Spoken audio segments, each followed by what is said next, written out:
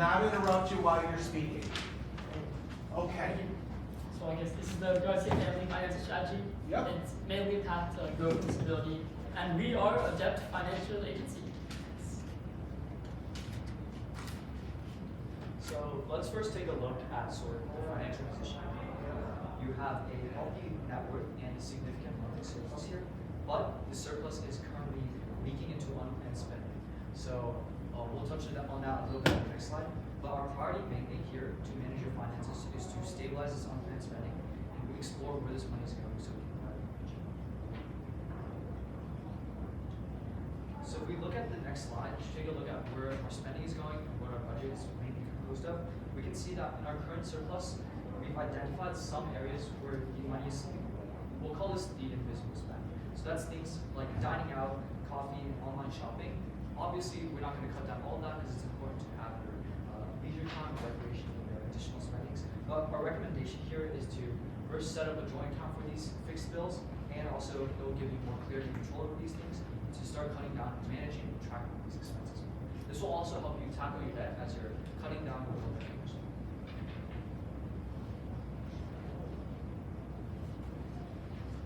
Okay, so now managing into the debt you currently have, you guys currently have, sorry.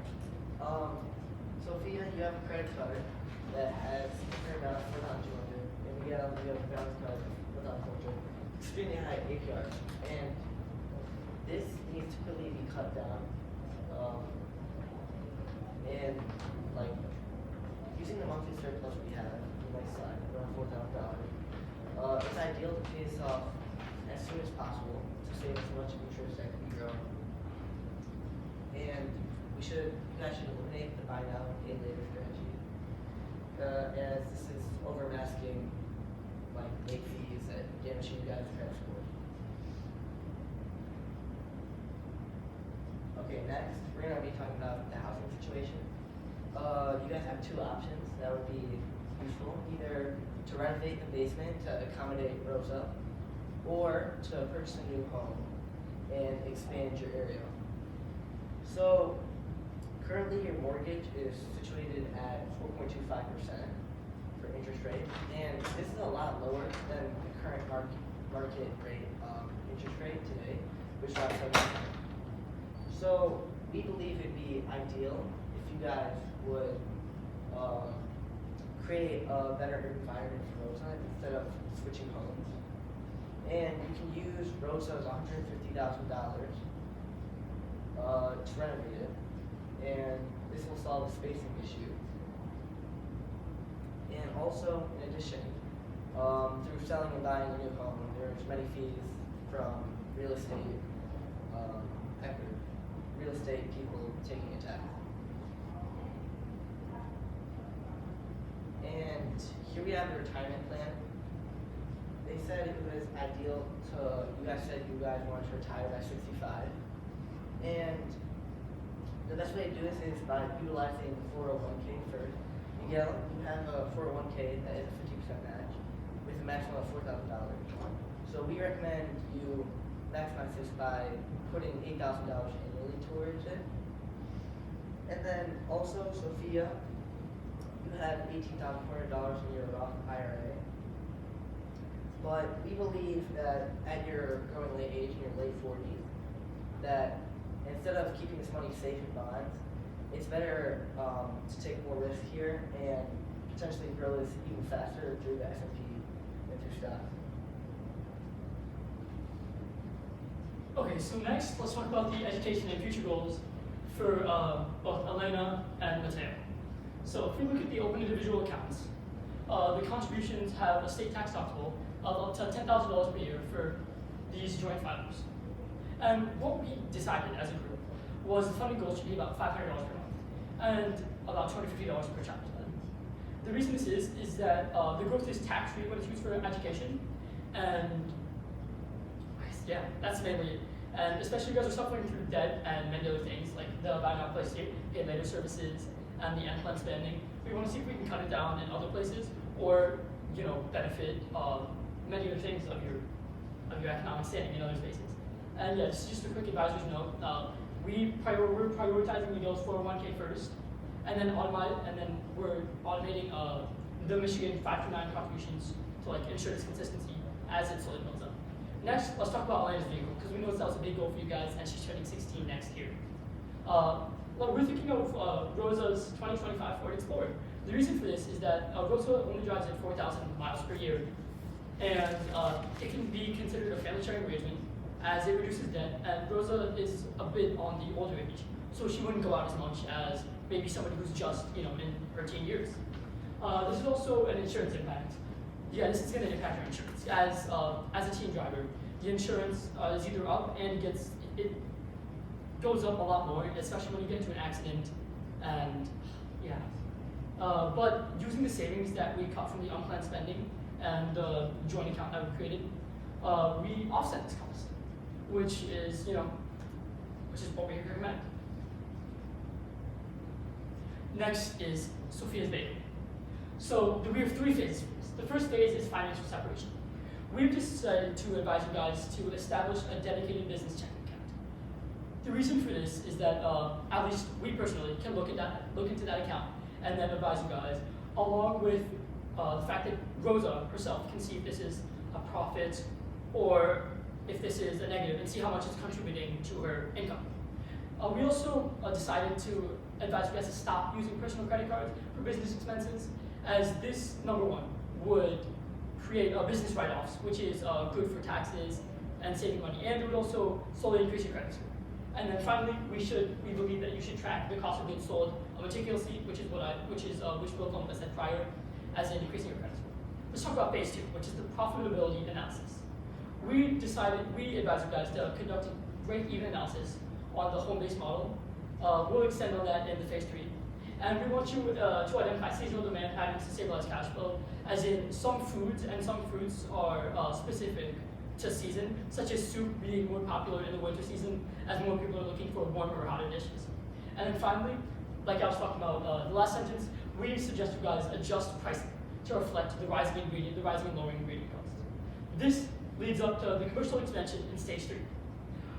We advise you guys to evaluate a commercial lease options only after 3 years of profit to ensure that this investment is dependable.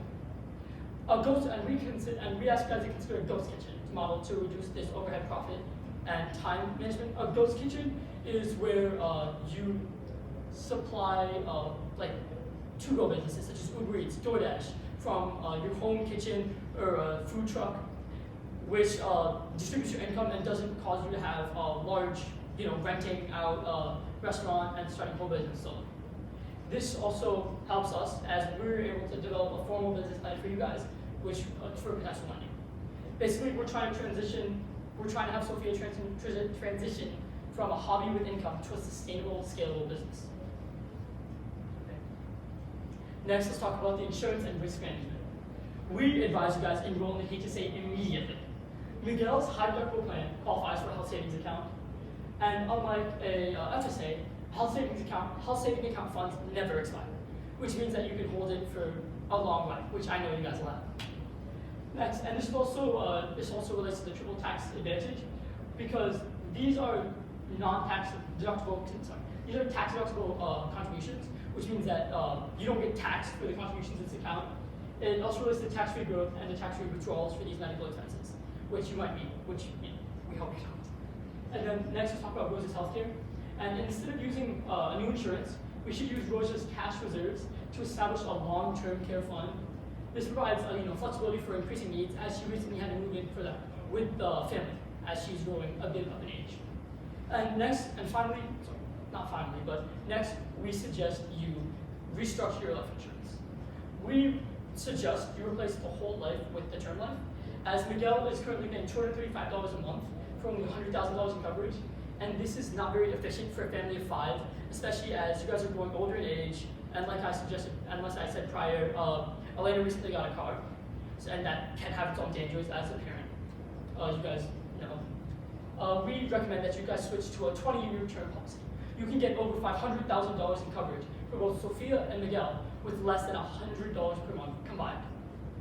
And when it comes to the auto insurance strategy, like I was talking about with Elena especially, with Elena turning 16, you should shop for multi-policy discounts for like home life and auto life insurance.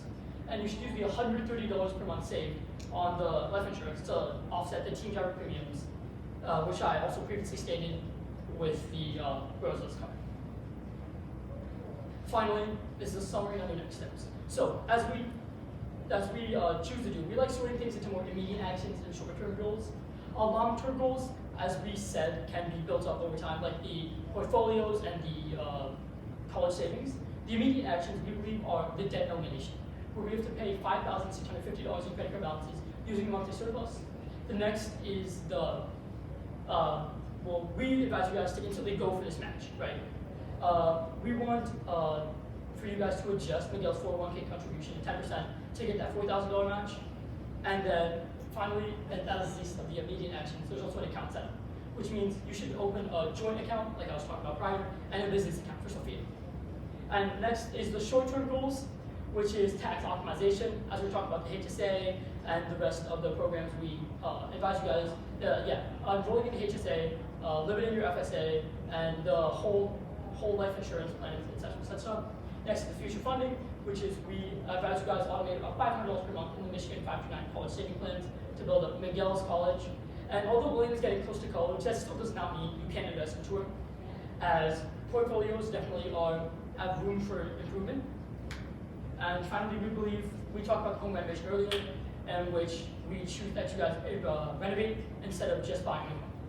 And this is the result of a stress-free financial future for the entire Garcia family. Thank you.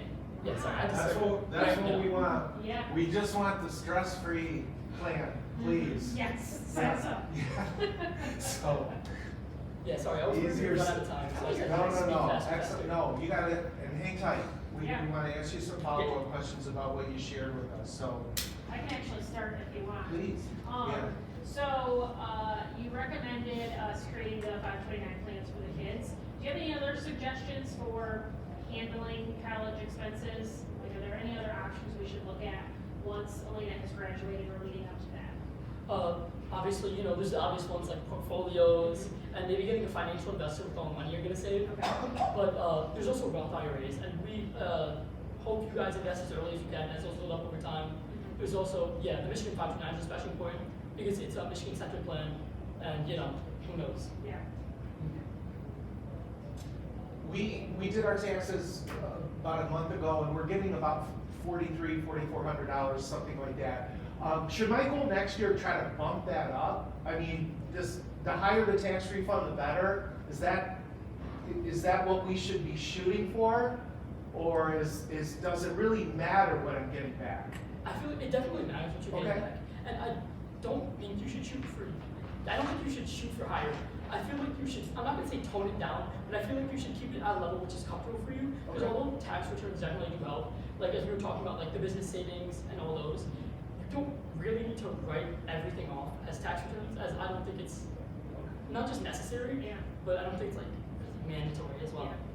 Okay. And I would love to hear a little bit more about like the daily spending, some of those lifestyle adjustments that would need to be made.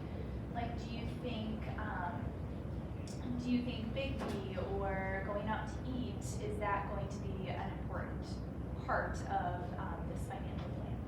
I think as for the sort of spending, it's an important part at least to cut down the physical steps to tackle whatever you get, especially because you don't want that piling up.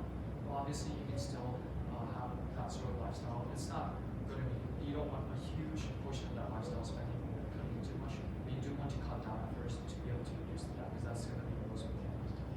And once we don't have any credit card debt, what should we do with those credit cards? With the credit cards, you want to build it. You want to be able to build up your credit score. So you want to be able to get rid of that debt, but still be able to build up your credit score. Help you out by spending. You can do the same with major recreational lifestyle. Okay.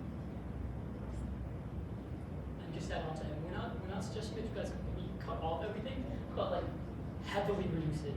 As family get-togethers and events for the whole family are definitely needed for bonding, among other things. I guess one other question that I had is you were recommending, obviously we cut back on the buy now, pay later usage. if we come up with some sort of emergency where we need some quick cash, what's the best way to go about getting that? Let's say we need to replace our furnace or something like that. Yeah, I think that's definitely important thing, building up that emergency fund. Okay. I saw you guys have $0 in it. Yeah. And, I think a quick way to do that is actually also by, maybe not removing some of, like, the leisure you have, but replacing them with more viable options. Okay. Like, instead of like DoorDash every now and then, bake from home, even if it's spend some extra time. Or like, instead of getting caramel frappuccino, like, use like some beans, coffee beans at your house. Okay. And, maybe like, put some extra money into the Roth IRA and kind of like, just like grow. And just to add on to that, just for like especially emergencies, you really can use buy now pay later services. As of like in general, you guys are using buy now pay later services for not like super mandatory things. But when it comes to emergencies, you really have to do what's good for your family. So we can understand as financial advisors if you use buy now pay later services. And just to like wrap something up, we put so much text on these slides, not just because we talked about it, right? But also because we won't be able to be with you guys 24/7 and to consistently advise you guys. So if you guys ever need to refer back to something, this is your go-to. So, sorry, I have one more follow-up question to that. Would you recommend if we incur some sort of household emergency, we don't have the funds built in our emergency fund just yet, should we refer to utilizing a buy now, pay later option or putting that on our credit card? What would your recommendation be? I would recommend putting it on a credit card, especially Okay. when you have that credit score, because it's going to be a lot better in terms of the rates you're getting. Okay. And also, it's assuming that you'll be able to pay back later, and will honestly be a lot better for your overall spending.